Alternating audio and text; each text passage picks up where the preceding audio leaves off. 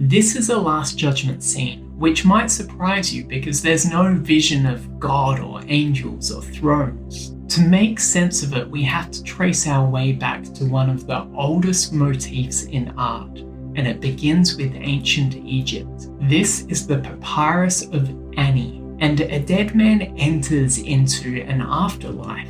Notice the scales, and on it is a feather, a divine symbol of truth, justice, and order. The feather is weighed against a heart, and Anubis steadies the scales. Thoth records the verdict, and if his heart is left wanting, then a devourer waits nearby. It's one of the oldest images in the moral universe, and the message is simple but terrifying. Why? Because what we do now has weight. And this idea appears again and again across civilizations. In Hindu art, Yama, the god of death, sits in judgment over death.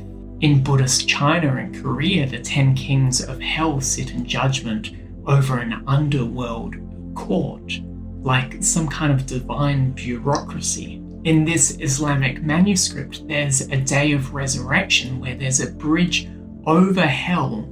There's the weighing of deeds, and the righteous enter paradise. And in Christian art, this becomes the image of the Last Judgment, the end of all things, where Jesus comes to judge the living and the dead. Now, I'm not saying there's this simple line of succession from the Egyptians up until now, but what this is showing is across the world there is this great intuition that the universe is not morally indifferent. What we do now matters, not just socially, not just psychologically, but ultimately. And I think this is where art can help us understand morality, because morality only makes sense if there's a standard. A scale cannot weigh anything if the weights keep on changing. And morality simply can't exist if good and evil are only personal preferences. The claim of a Last Judgment painting is to say that the world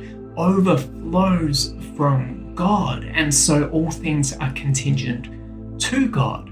Therefore, in the last times, is ultimately accountable before God. And so that is why in Christian art, the judge is not this abstract force, but the judge is Jesus Christ, the same God who hung on a cross to take the sins of all. So Christian theology says that Jesus will come to judge the living and the dead. In Byzantine art, the Last Judgment often appears majestic.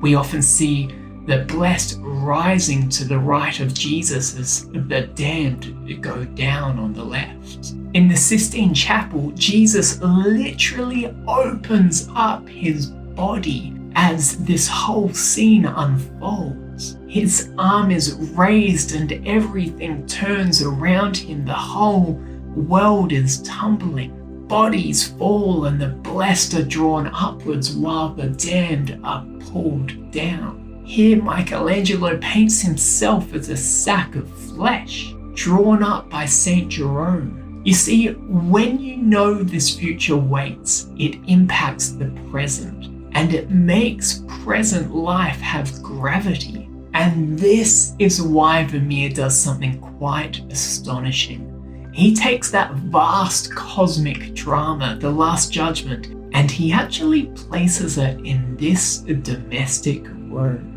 Why?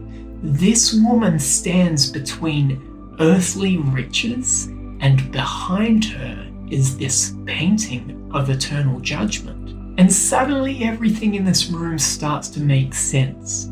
On the table, gold, pearls, and possessions are placed in front of her. Her hands hold a balance. Behind her, Jesus judges the living and the dead, and the scales she holds are empty. So perhaps she isn't just weighing jewels, maybe she's weighing herself.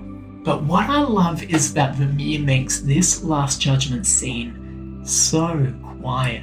There's no screaming crowds, it's just this gentle warning to weigh things carefully and consider how the future might impact the way you view the present. And so Vermeer leaves us with this question: what am I weighing my life against? Vermeer does not remove the Last Judgment, he relocates it from the end of the world to the interior of the soul.